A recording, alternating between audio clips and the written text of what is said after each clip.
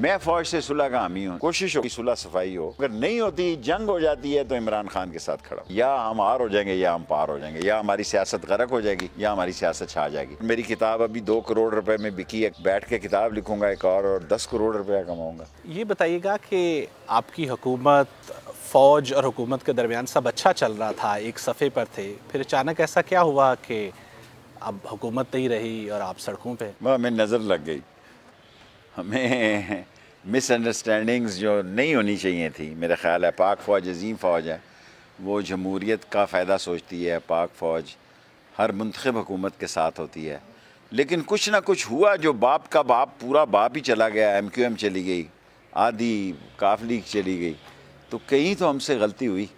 آپ تو راولپنڈی کی ہواؤں کو بہت اچھی طرح جاننے کا دعویٰ رکھتے ہیں، تو پھر کیوں نہیں سمجھ سکے؟ میں تو پہلے کہہ رہا تھا کہ مارچ اپریل بڑے اہم مہینے ہیں، میں تو پہلے کہہ رہا تھا کہ بھی حالات جو ہیں بہتری کی طرف۔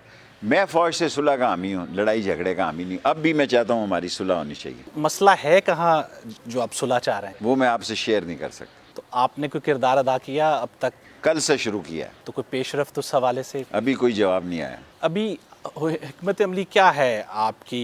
الیکشن کا مطالبہ کر رہے ہیں؟ ہمارا ایک نکاتی ایجنڈا ہے اتنا سا، الیکشن اور ارلی الیکشن، بس۔ باقی ہم فوج کے بھی ساتھ ہیں، حکومت بھی حکومت کرے، ایک فیئر الیکشن ہو جائے، اس کی ڈیٹ اناؤنس ہو جائے، اللہ اللہ خیر صلاح، بس۔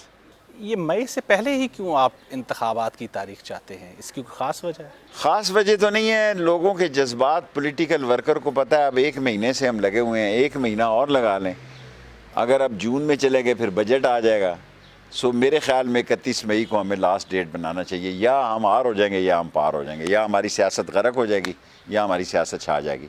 اگر اسلام آباد لوگ آ گئے پھر ہم چھا جائیں گے، پھر ہم الیکشن کی ڈیٹ لیے بغیر نہیں جائیں گے۔ شیخ صاحب، آپ کہتے تھے کہ تحریک عدم اعتماد ناکام ہوگی، ناکام ہوگی، ناکام ہوگی۔ مجھے ایم کیو ایم پہ پورا یقین تھا، جس دن ایم کیو ایم گئی اس دن میں نے کہا نہیں ہم ہار گئے۔ دیکھیں نا، میں ایم کیو ایم کو اس وقت جانتا ہوں جس وقت مہاجر اسٹوڈنٹ آرگنائزیشن سے، میں ایم ایس ایف کا ایسٹ اور ویسٹ پاکستان کا صدر تھا، الطاف حسین مہاجر اسٹوڈنٹ آرگنائزیشن کا۔ میں ان کو سمجھتا ہوں کہ جچے تلے ہوئے، اور غلطی کر گیا اس دفعہ وہ۔ پھر جو سعودی عرب میں جو حکومتی وفد کے ساتھ واقعہ ہوا، اس کے اوپر کہا جا رہا ہے کہ آپ اس کو اکسانے میں آپ… نہیں، میں تو بہت پہلے گیا تھا، ایسا نہیں ہونا چاہیے، میں تو عاشق رسول ہوں، مجھے کیا پڑی ہے؟ یہ تو جہاں بھی جائیں گے ان کو لوگ شور کہیں گے۔ مدینہ تو دیکھو نا، ایک لوگوں کا، تھوڑے لوگ ہیں حالانکہ وہاں پہ 5-10 ہزار لوگ ہوں گے، لیکن یہ لندن جائیں گے تو ان کا 1 لاکھ لوگ ان کے خلاف مظاہرہ کریں گے۔ لندن کی تاریخ میں سب سے بڑا مظاہرہ ان کو ٹماٹر، انڈے اور گندے انڈے مارنے کا ہوگا، پولیس فورس بلانی، بختر بند گاڑی میں جانا پڑے گا ان کو لندن میں۔ حکومتی وزراء آپ پر تشدد پر اکسانے کی مقدمات دائر کرنے کی باتیں کر رہے ہیں۔ کوئی بات نہیں، ان کا کام ہے۔ میں تو کلاشن کوف میں 7 سال قائد کاٹ آیا، آوارہ سی کلاشن کوف تھی پاکستان میں واحد سیاستدان ہوں جس نے سب سے زیادہ قید کاٹی ہے، اور میری کتاب ابھی 2 کروڑ روپے میں بکی ہے، کل ہی 2 کروڑ کا چیک آیا پورا، بیٹھ کے کتاب لکھوں گا ایک اور 10 کروڑ روپے کماؤں گا۔ ایسا لگ رہا ہے کہ تحریک انصاف جو ہے وہ تو اداروں کے سامنے جو ہے وہ کھڑی ہوتی دکھائی دے رہی ہے۔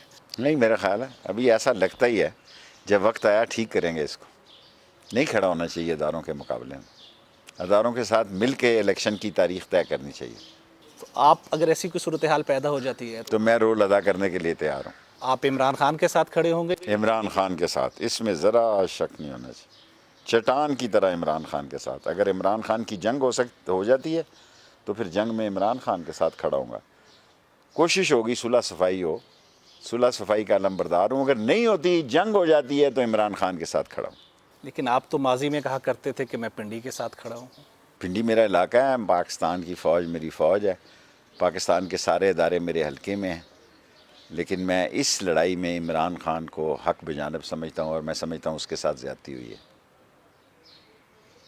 خواہ وہ انٹرنیشنل کانسپریسی ہے یا مداخلت ہے، لیکن عمران خان کے ساتھ زیادتی ہوئی ہے۔ تو ایسا کیا آپ کے پاس فارمولہ ہے جس کو لے کے آپ لے کے جا سکتے ہیں کہ اس کا حل نکل سکے؟ اگر عمران خان لاکھوں کی تعداد میں لوگ لے آیا تو پھر یہی فارمولہ ہے کہ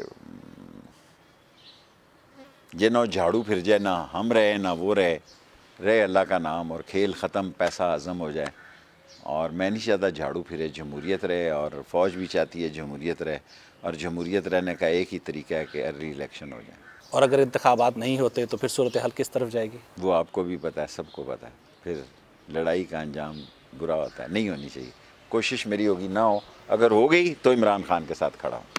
یہ جو حکومتی رہنما یہ کر رہے ہیں دعویٰ کہ عمران خان چاہتے ہیں کہ مارشل لا لگ جائے، نہیں نہیں نہیں، کیوں چاہے گا؟ اس کا نہیں چاہتا. ابھی میں اس سے اٹھ کے آ رہا ہوں، بالکل نہیں چاہے گا. وہ تو انتخاب چاہے گا. کل انتخابات کی بات کرو، وہ ان کے ساتھ مذاکرات اور بات چیت کرنے کے لیے تیار ہے اگر انتخابات کی ڈیٹ کو ڈسکس کرے. عمران خان حکومت کے ساتھ بات چیت کرنے کو تیار ہیں؟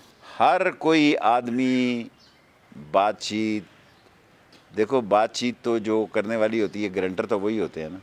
الیکشن کی ڈیٹ کے لیے عمران خان بات چیت کے لیے تیار. اس کے علاوہ کسی بات کے لیے اپوزیشن سے ہاتھ ملانے پر بھی وہ راضی. یہ نہ ہو آپ ٹوٹے جوڑ کے کہیں چلا دیں. تو اپوزیشن کی وہ شکل نہیں دیکھنا چاہتا، ہاتھ نہیں ملانا چاہتا، لیکن اگر گرنٹر ہوں اور الیکشن کی ڈیٹ ہو تو کوئی اعتراض نہیں.